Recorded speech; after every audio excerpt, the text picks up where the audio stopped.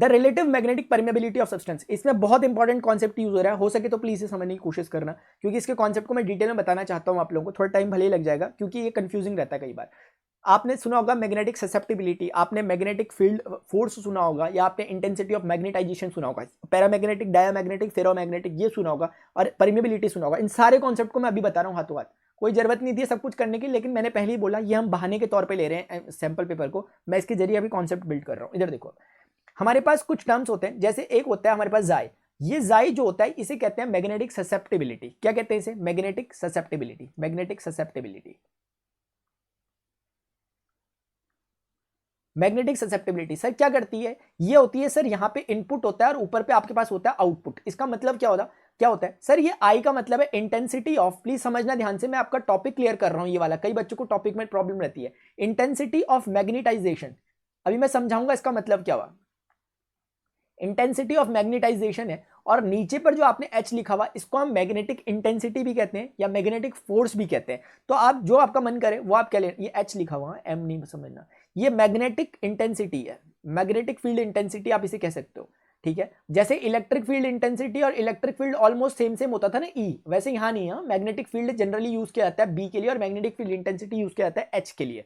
तो इस तरीके से मैं एक एक करके क्लियर करता हूं आपको फंडा क्या है। ये H के बारे में थोड़ी सी एक बात मैं आपको पहले यहां कोने में बता दूं कि H जब भी आपको निकालना होता है, इसको निकालने का तरीका क्या है? इसको निकालने का तरीका आपका जो मैग्नेटिक फील्ड इंडक्शन होता है B होता है, उसको म्यू नॉट से डिवाइड कर देते हैं तो आपका H निकल जाता है। और H बेसिकली एक वेक्टर क्वांटिटी होगी ऑब्वियसली, क्योंकि वो भी B वेक्टर और म्यू नॉट भले ही एक स्केलर है, तो B वेक्टर का जो डायरेक्शन वही H का डायरेक्शन। आप समझो बात को। जैसे फॉर एग्जांपल हम समझे कि एक सोलिनॉइड है, इस सोलिनॉइड के केस में आप सभी जानते हो कि सोलिनॉइड में जो मैग्नेटिक फील्ड होता है, सोलिनॉइड में जो मैग्नेटिक फील्ड बनता है अगर आप जानते हो तो म्यू नॉट इंटू एन आई होता है, जहां पे एन जो आपका है वो कुछ और नहीं, number of turns per unit length होते हैं।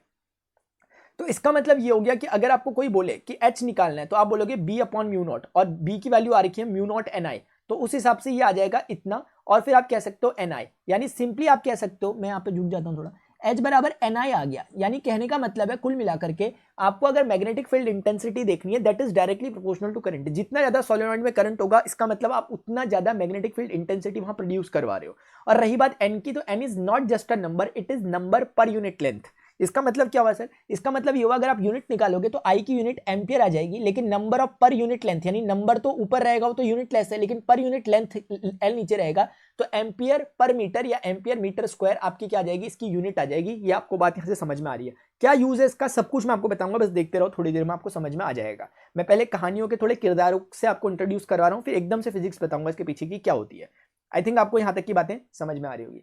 अब हुआ सर एक तो H हल्का हल्का समझ में आया, अभी थोड़ा बहुत समझ में आ गया क्या होता है, अभी देखते हैं मैग्नेटिक फील्ड इंटेंसिटी। अब है एक टर्म है, इसका नाम है I, इसको कई बार लोग वैसे M से भी रिप्रेजेंट करते हैं, लेकिन M से रिप्रेजेंट करोगे तो वो आपको प्रॉब्लम दे सकता है। इसे कहते हैं इंटेंसिटी ऑफ मैग्नेटाइजेशन। असल में ये I जो होता है, I बराबर होता है capital M divided by volume, ये है V वॉल्यूम, और मैं इसको यहां क्लियर कर लेता हूं, ये है आपका magnetic dipole movement, magnetic dipole movement, ठीक है। आपने कभी शायद देखा होगा, ये टर्म पढ़ा होगा, जैसे इलेक्ट्रिक डाइपोल मूवमेंट होता है जिसे हम P से रिप्रेजेंट करते हैं और जो कि Q इंटू 2L के इक्वल होता है, वैसे ही मैग्नेटिक डाइपोल मूवमेंट होता है जो कि डाइपोल के जो पोल्स होते हैं, यानी कि M पोल स्ट्रेंथ और उनकी लेंथ के बीच के मल्टीप्लाई के बराबर होता है। कुल मिलाकर ये है M, जिसे वेक्टर कहेंगे, जैसे कि आपका आपने देखा जैसे आपका इलेक्ट्रिक डाइपोल मूवमेंट P एक वेक्टर होता है, वैसे मैग्नेटिक डाइपोल मूवमेंट भी एक वेक्टर क्वांटिटी है, और नीचे ऑब्वियसली वॉल्यूम है, वॉल्यूम कोई ऐसी खास वेक्टर क्वांटिटी नहीं है, तो ऑब्वियसली ये भी एक वेक्टर क्वांटिटी होगी।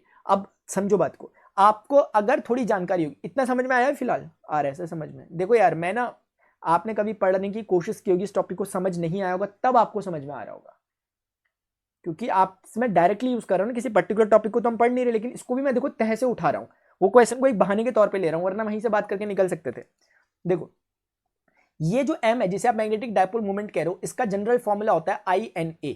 INA का मतलब होता है, I मतलब होता है सर आपका इलेक्ट्रिक करंट। फॉर एग्जांपल के लिए समझो कि जैसे एक कॉइल है, इस कॉइल में करंट फ्लो कर रहा है, लेट्स से इसकी वैल्यू I है इस करंट की, और इसमें मान लेते हैं N नंबर ऑफ टर्न्स है, N नंबर ऑफ टर्न्स है, और इसका सरफेस एरिया जो है, यानी कि जो इसका एरिया है जो रिंग का, वो पाई आर स्क्वायर यानी कि पाई ए स्क्वायर होगा अगर इसकी रेडियस ए है तो आप समझ गए होंगे कि N नंबर ऑफ टर्न्स को रिप्रेजेंट कर रहा है, A area of the coil को रिप्रेजेंट कर रहा है, I उस पे जाने वाले करंट को बता रहा है, तब ये एक मैग्नेट की तरह बिहेव करता है और उस मैग्नेट का जो डायपोल मूवमेंट होता है उसे हम कैपिटल M कहते हैं, which is equal to the current into area. Simply N depend करेगा, 2 कॉइल है तो 2IA 3IA ऐसे करके, ठीक है। तो मेन IA याद रखो हो सके तो, बहुत इंपॉर्टेंट चीज बता रहा हूँ, ठीक है।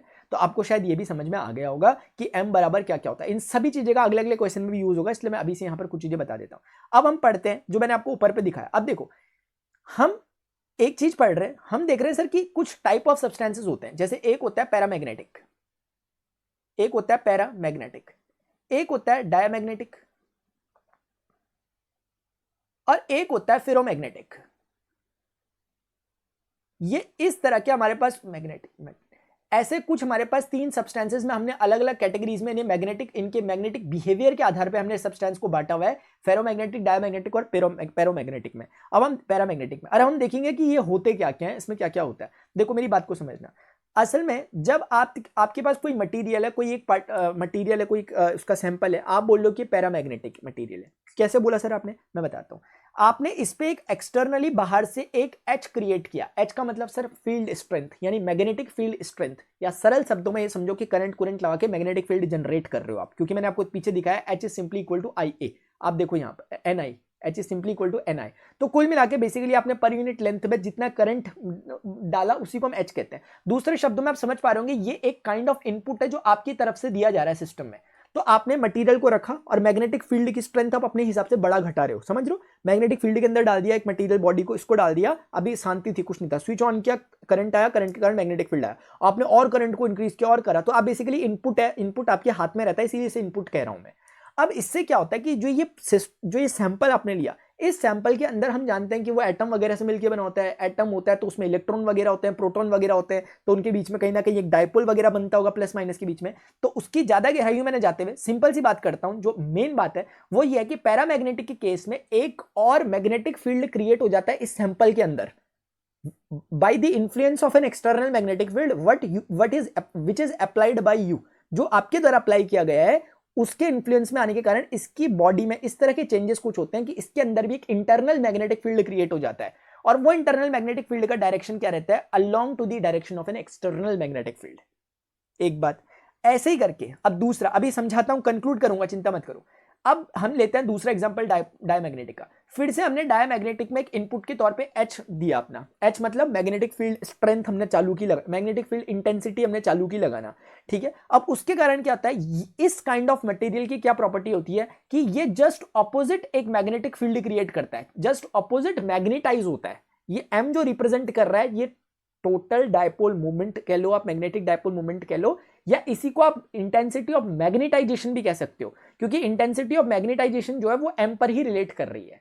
तो M का और I का डायरेक्शन दोनों का सेम होगा, बस थोड़ा फर्क ध्यान रखो। M का मतलब है मैग्नेटाइजेशन की इंटेंसिटी, मतलब M का मतलब है मैग्नेटिक डायपोल मूवमेंट, और अगर मैग्नेटिक डायपोल मूवमेंट को पर यूनिट वॉल्यूम में कंसिडर किया जा रहा है तो उसी को हम इंटेंसिटी ऑफ मैग्नेटाइजेशन कहते हैं।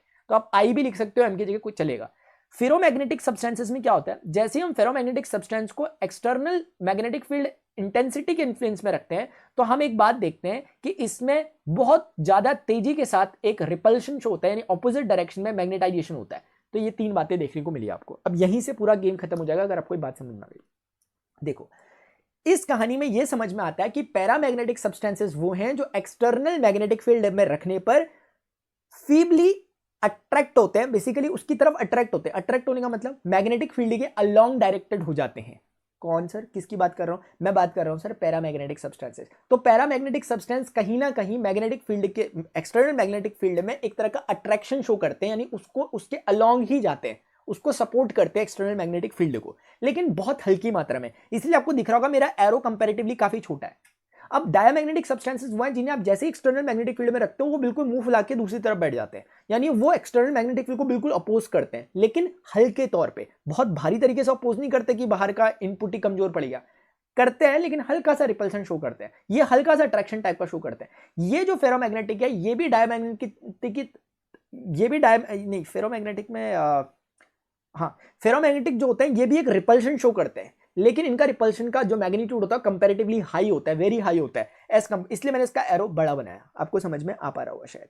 तो पैरामैग्नेटिक एक तरह से मैग्नेटिक फील्ड के अलोंग, डायमैग्नेटिक और फेरोमैग्नेटिक एक तरह से रिपल्शन शो करते हैं, जिसके कारण आपको तुरंत समझ में आ गया एच और एम में डायरेक्शन का फर्क वगैरह आपको यहीं से समझ में आ गया होगा। अब एक टर्म पीछे मैंने यूज किया था, इसका नाम था magnetic susceptibility. Sir magnetic susceptibility मतलब मैंने बताया था कि नीचे पे लिखना है एच, ऊपर पे लिखना है आई लिखो या एम लिखो, ठीक है। आप समझ पा रहे होगे ये आई एम या आई दोनों का डायरेक्शन को एक ही चीज में बताएगा, क्योंकि आप जानते हो आई और एम के बीच में रिलेशन बताया था पीछे, आई बराबर एम अपॉन वी होता है, एक ही बात है। तो कुल मिलाकर के ये मेरा एक काइंड ऑफ इनपुट था, क्योंकि आप खुद सोचो इनपुट है, क्योंकि आप अपने अकॉर्डिंग मैग्नेटिक फील्ड स्ट्रेंथ को बढ़ाया घटा सकते हो बाहर की मैग्नेटिक फील्ड डेंसिटी को, जबकि ये एक काइंड ऑफ आउटपुट है। सर ये आउटपुट क्यों है? क्योंकि इंटेंसिटी ये क्या है, इंटेंसिटी ऑफ मैग्नेटाइजेशन, कितना ज्यादा मैग्नेटाइजेशन की इंटेंसिटी आ रही है अलग अलग मटेरियल के लिए, वो अलग अलग है ना, तो इसका मतलब सर वो आउटपुट है। समझ में आ रही है? तो ये हो गया आपका जाई, जिसे हम क्या कह रहे हैं, जिसे हम कह रहे हैं मैग्नेटिक ससेप्टेबिलिटी। तो इसकी वैल्यू ये हो गई। अब आप एक एक करके समझोगे बातों को क्या क्या है। आप क्या, अगर मैं इसकी डायरेक्शन वगैरह से समझने की कोशिश करूं, क्या आपको नहीं लगता आई और एच सेम डायरेक्शन में? तो क्या आप समझ पा रहे हो कि यहां पर जाई आपका ग्रेटर देन जीरो होगा, मतलब पॉजिटिव होगा, मैं ये कहना चाह रहा हूं। आप जीरो के ग्रेटर देन जीरो वही बात है वैसे तो, लेकिन पॉजिटिव के टर्म्स में समझो, ज्यादा अच्छे से मेरे ख्याल से समझ में आएगा। यहां पे जाई क्या है सर? पॉजिटिव है। सर इन दोनों में जाई क्या होगा? सर दोनों में ही जाई नेगेटिव होगा। मुझे ना एक छोटा सा ना कंफ्यूजन हो गया अचानक से, पता है आपको? एक मिनट रुकना पड़ेगा आपको, मुझे कंफ्यूजन हो गया इसमें अचानक से। अभी का अभी क्लियर कर लेते हैं, अब वो इतनी जल्दी थोड़ा मिल जाएगा।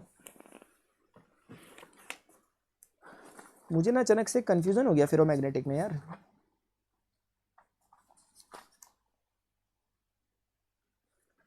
सही कंफ्यूजन था मेरा भाई। फेरोमैग्नेटिक के लिए पॉजिटिव ही होता है, तभी तो मैं कहूँ, क्योंकि फेरोमैग्नेटिक का तो नाम ही फेरोमैग्नेटिक है, जैसे फेरिक जैसी चीज़ें जो मैग्नेट के प्रति आकर्षण शो करती है, तो सही बात है, ये पॉजिटिव है। इसका मतलब मैंने इसका डायरेक्शन जो है यहाँ पर थोड़ा सा गलत दिखा दिया। ये हाई अमाउंट में करते हैं, लेकिन along to the direction of external magnetic field, ठीक है। इसके अब आपको समझ में आ गया पॉजिटिव पॉजिटिव नेगेटिव। आपको समझ में आ रहा होगा कि कौन कौन डायमैग्नेटिक शो कर रहा है, डाई मतलब अपोजिट जा रहा है, और पैरामैग्नेटिक हल्का, फेरोमैग्नेटिक भारी, लेकिन उसके अलोंग जा रहा है, ये समझ में आ गया। अच्छा दूसरी बात क्या है? दूसरी बात सर ये है कि ये होता तो पॉजिटिव है, लेकिन लेस देन 1 रहता है, जैसे 0.5, 0.6, 0.70, और ये भी हल्का अमाउंट में था, मैंने आपको बोला था, इसलिए ये भी ऐसे ही कुछ रहता है, लेस देन 1 तो नहीं कह सकता मैं, आप समझो -1 से 0 के बीच में, ये कहना चाह रहा हूं। यानी इसकी वैल्यू क्या होगी, जैसे एग्जांपल के लिए लिख देता हूं 0.2, 0.3, लेकिन निगेटिव में, आप समझ रहे हो। इसकी वैल्यू 0.2 होगी तो पॉजिटिव में होगी, ये फर्क होगा। और इसकी वैल्यू कैसी होगी सर? ग्रेटर देन 1 होगी, ग्रेटर देन 1 होगी, यानी मतलब क्या होगा सर? इसकी वैल्यू होगी 1.2, 1.5, 1.7, समझ रहे हो।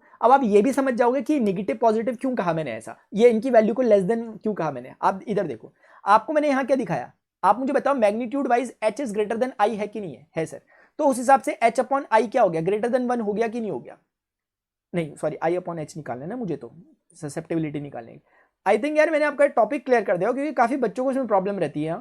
आई बाई एच, आप यहां से आई बाई एच निकालोगे, it will be less than 1, और आई बाई एच ही आपका ससेप्टेबिलिटी, इसीलिए मैंने आपको बोला है लेस देन 1 रहता है। सिमिलरली आप इसमें भी यही काम करोगे, क्योंकि इसमें भी आपका आई कमजोर है, इसलिए ससेप्टेबिलिटी कम होगी।